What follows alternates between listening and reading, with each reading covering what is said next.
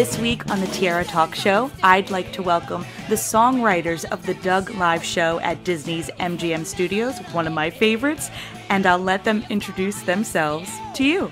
Hi, I'm Bill Squier. I wrote the lyrics for the Doug Live Show and co-wrote the book. I'm Jeffrey Lodin. I wrote the music to the show and co-wrote the book.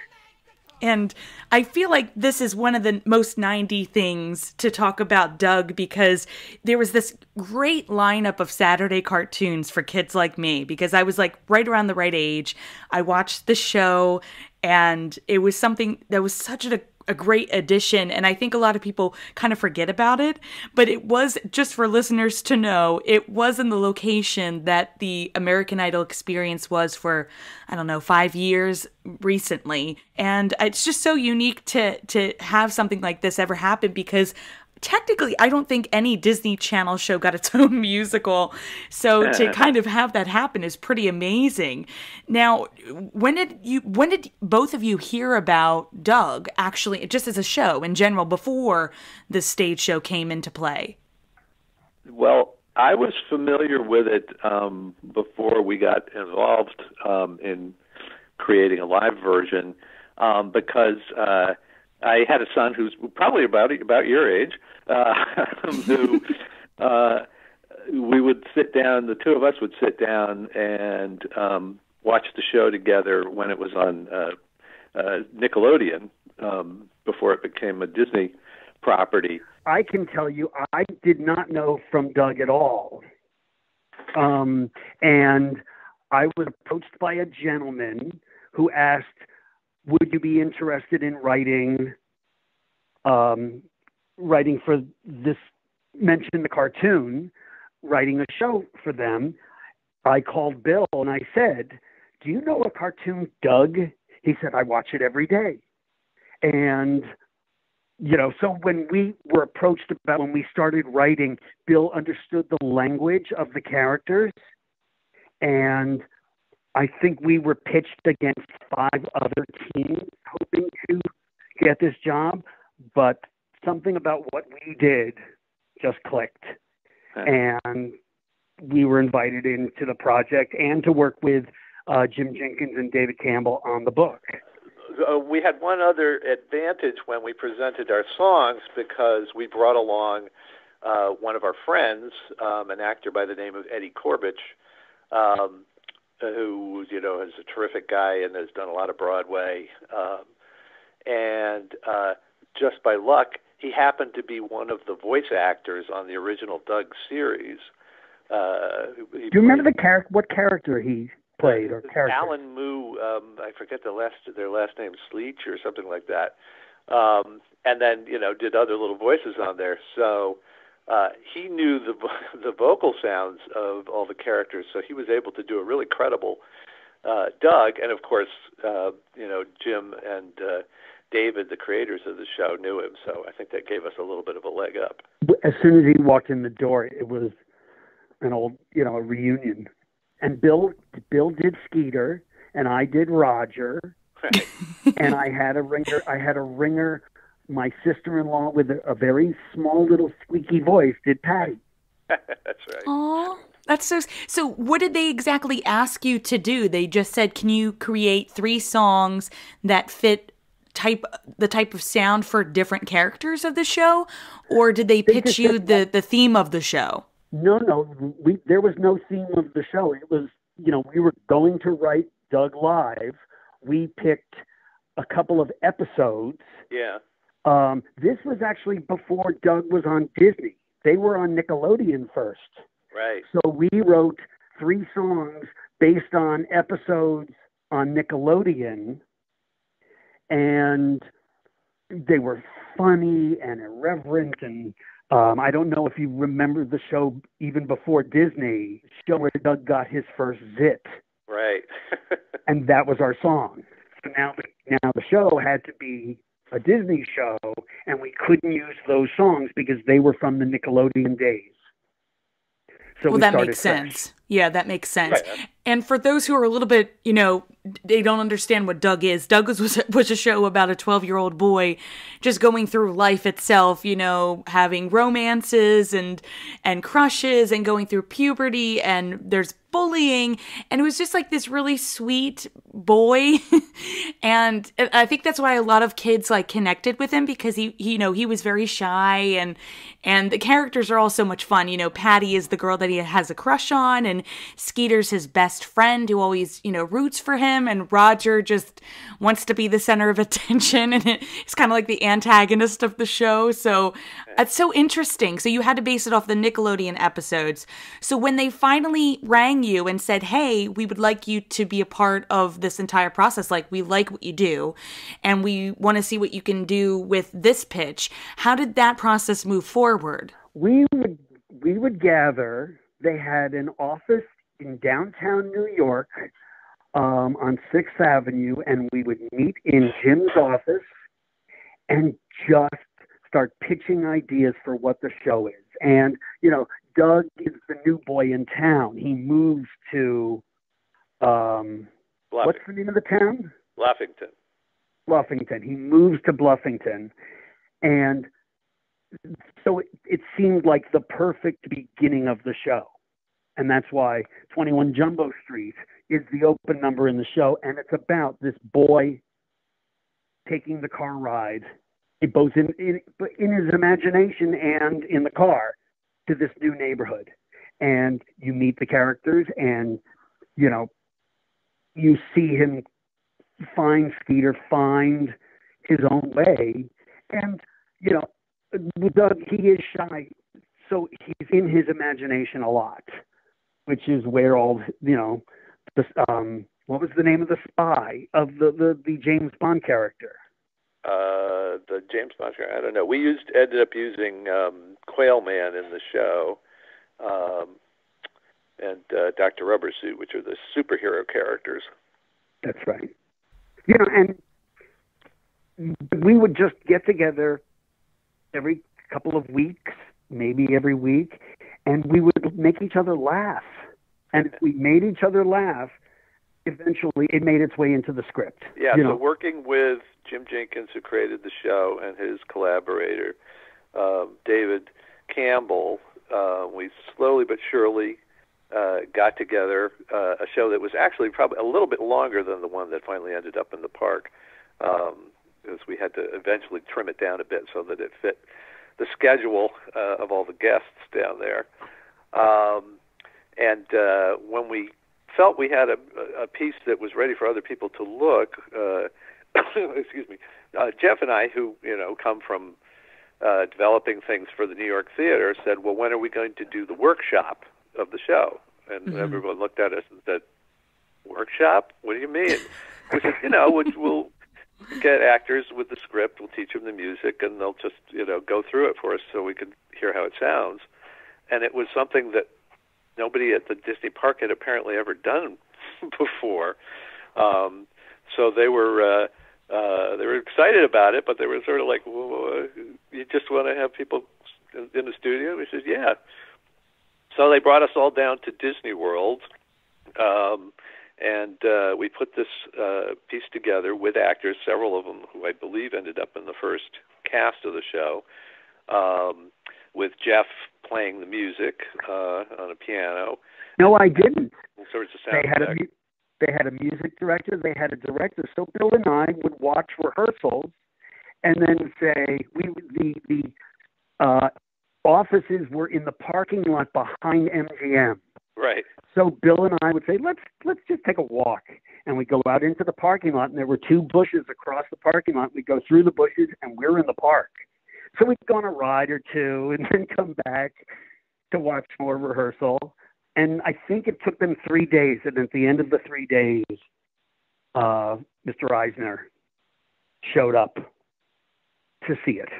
He came in with 14 vice presidents. They all sat. It was a little like the Last Supper. It was amazing because the staff there were so nervous that he was coming to see it. You never saw a rehearsal studio that was so clean. There was even a guy at one point was leveling a thermostat on the wall to make sure that it was straight up and wasn't crooked. And they laid out this entire banquet in the hallway outside. It must have run like 10 feet of every kind of food imaginable. And then, of course, everybody came, and they really had no time, so they sort of looked at the food, and then that was it. So they pulled out all the stops, and in they came, sat down at this gigantic table, and then we presented our little show with our, little tiny cast, and Jeff banging away at the piano. I mean, I remember he really enjoyed it. The note about can we get a radio song came later, a couple of days later. But then he and the vice president and us all got into golf carts and went to see the dress rehearsal of, what was the big water show, Fantasmic? Yeah, that's what it was. It was fantastic. It was the dress rehearsal. So we sat in an empty arena right behind Michael Eisner and watched the dress rehearsal of the water show. It was a great night. Gosh. Yeah, it was kind of wild riding on these carts through Disney World in the middle of the night with nobody else there. It's a surreal experience. That's crazy. Well, one of the girls who was a part of the workshop was Jennifer, because she played Patty Mayonnaise. And so I messaged her last night. I just said, so what can you tell me? Because we only had spoken a couple times online in messages.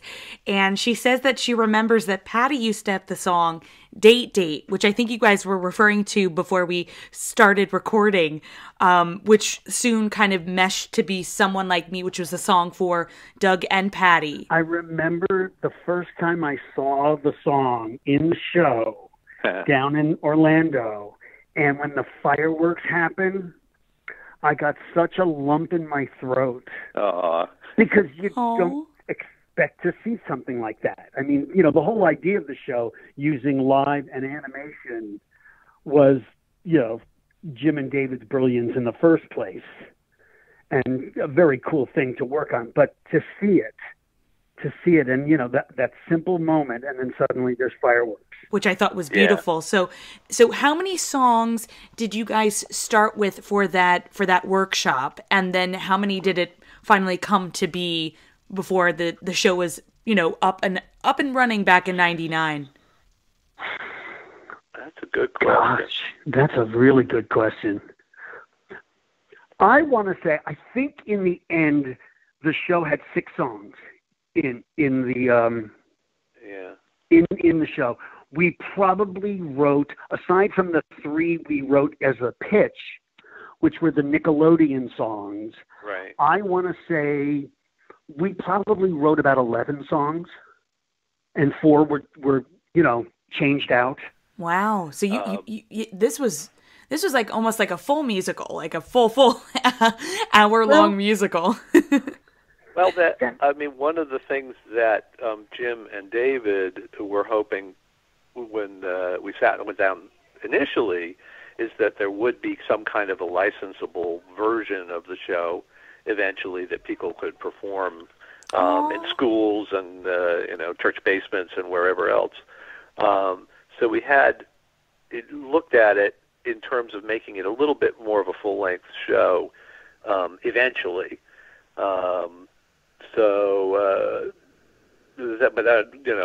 obviously never happened, but I think that's where some of the other material we wrote came from. But also when you're developing a musical, you experiment with what you think the most effective musical moments are. You might musicalize something that right later on you realize, it's probably better off if that just stays a dialogue scene, because we can get the same information out and do it a lot more quickly and efficiently and move on to the next moment. So the workshop completes, and then I guess it's the next stages of actually putting it in the theme park. So were you there for that rehearsal process once they had the cast together and they were adding the new factors of having some of the guests be on stage for the beats and Quail Kid and the security guard? No, we were not part. And this is one of the sad things, is we were told when our work was done, our work was done. You know, we were work for hire, and we were not invited to the opening day. We were not there for the parade that happened that led to the theater. We were invited to come down and see the show, so we got to see it. But it would have been nice to share it with everyone. That's such a shame. But when we did eventually go to see it, it actually was a wild day because we had to be back in New York pretty quickly. So we literally got on a plane at something like 6 o'clock in the morning, flew down. We were on the Disney grounds by somewhere around mid-morning. I think we saw the show 3 times. Had lunch on the property. Got back on the plane, and we're back home by probably around 11 o'clock in the evening. Yeah. Oh wow! So that was really quick. Yeah, really. It was really quick. They did use one of the songs. Sometime in the early 2000s, there was a United Nations Children's Festival, and this whole initiative, and they used the opening number, 21 Jumbo Street, in the festival, and and I brought in a children's choir into my studio in New York, and it was just wonderful, and do you still have that recording? Nice that I would love to hear it. So would I. I do not know if I have the version anymore. Oh. And then they used it in the movie. They used Someone Like Me in the end movie as a pop song, a different arrangement. Yeah. And actually, 21 Jumbo Street had kind of 1.5 melodies too, because the earliest version of the song that we wrote was one that utilized part of the Nickelodeon theme for the show. But when they moved the show from Nickelodeon to Disney, they created a whole new opening theme for it. Yeah. So when we sat down to work on the show again, we said, well, you know what, we've got the theme from the old show here, so we had to rework the melody of the show so that it used the new theme song instead of the old one. So there's 2 versions of that too.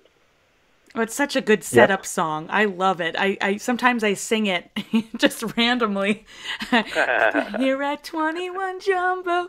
And the cool thing about it was it was one of the first shows, to my recollection, at Walt Disney World that was using the screens, the projection of the characters and the backgrounds to make a simplified set even more interesting. And I think that's the coolest part, is like that opening scene is when Skeeter and Patty Mayonnaise and Roger jump out of the screen. Every time I watch it online, you get that, whoa! Well, it was fun too, because it meant we weren't limited in terms of if we wanted to bring other characters in, as part of a chorus or something. I think there's at least 1 or 2 moments where other characters appear from the show on the screen along with the live actors too, which was fun. Aw. Right. And then from 21 Jumbo Street, it goes to Anybody Else at All. The whole premise of this show is, I think, the major theme is be yourself. And Doug really wants to take Patty Mayonnaise out to see the Beats in concert. And so him and his friend Skeeter are, singing a song together. And unfortunately, Roger is the first to ask Patty to the show. And then we go into the Quail Man segment. Doesn't matter what he does, pump me up. And that brings out the child in the audience who was selected as Quail Kid. I'm still jealous because I never got to do it. Yeah. So they come out with Pork Chop, and then they save the day.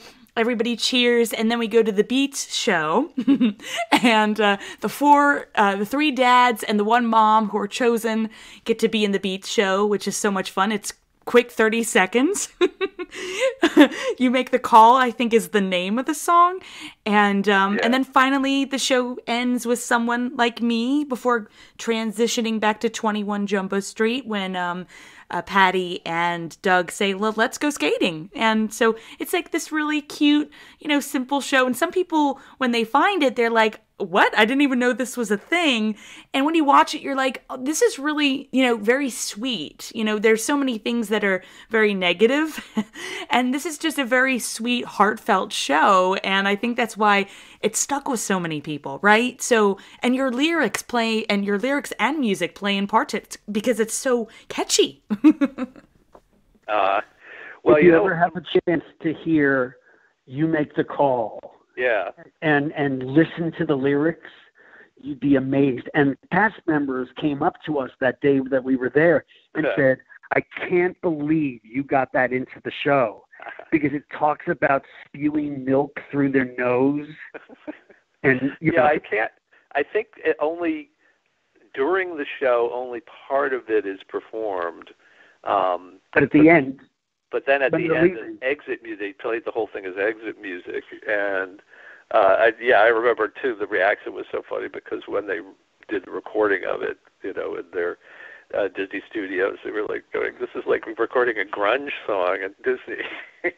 It's the best. Really, it's so funny. It's one of those, I was just talking about it with my sister because we would go over to the commissary. I don't know if you ever got to eat at the ABC commissary across the way.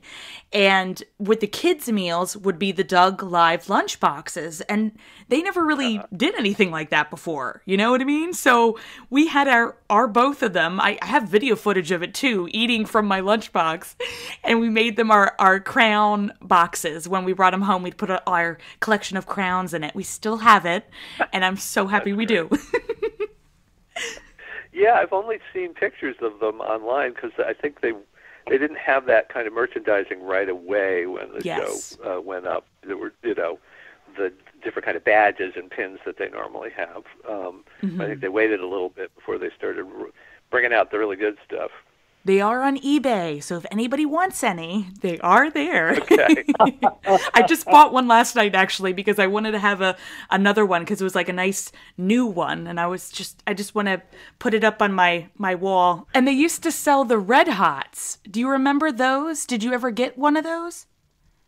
No. I just know them from, because it is an actual candy from when we were growing up, but so they actually sold them on the property at the same also? Yeah, apparently in front of the theater there was like a little stand, and they actually still have a couple of those around, and they sold the Red Hots and a Doug Live pin. I don't know if they sold anything else. Maybe one of the listeners can let me know. I haven't been able to find any pictures, but I do know they did sell the Red Hots according to the cast. And that was great. I just thought, wow. But the show did run from March 15th, 1999 to about May 12th, 2001. So my family was very bummed when we returned and it wasn't there. But it was left vacant for so long, until 2009 when they started the American Idol experience. So, which is weird, right? I was going to say, I work at a conservatory in New York for young actors. And very early on, one of my castmates, coming to the school, took me aside and said, "Are you the Jeff Lodin who wrote Doug?" Right. And I said, "Yes." He said, oh my God, that's the show that made me want to be an actor, that made me want to, come. And I would see it every chance I get. He was from Orlando, and he would go like every weekend. And this is now 10 years later, and he's thanking me, which was quite something for me because, again, we were anonymous. We were, you're no longer needed. So it felt great to be recognized. Yeah, it was one of our most fun experiences. We've done other pieces that are geared toward younger audiences since then, and we have a new one that's was on its way into New York until before everything happened last March and everything got shut down. Working on Doug, especially down in the park, was a very, very special experience. just to be in that atmosphere. I mentioned our friend Eddie Korovich, whose appearance helped us to book the job in the first place. He actually ended up coming down to Orlando with us for the pitch, and his only prerequisite at the time was that he got to go on the Tower of Terror while he was there, and so we ended up taking Eddie to the Tower of Terror. But I don't think either of us dared go on it, but I think he went on 2 or 3 times. We waited by the exit. Right. And I'm so sorry to hear about your project not moving forward. Are you guys working? I'm assuming you guys are working from home and still creating music right now? Yes. I mean, Jeff is especially busy. He's working on a number of projects. I mean, you either choose for the world to stop, or you figure out a way to continue. So with my conservatory work, we're doing it remote.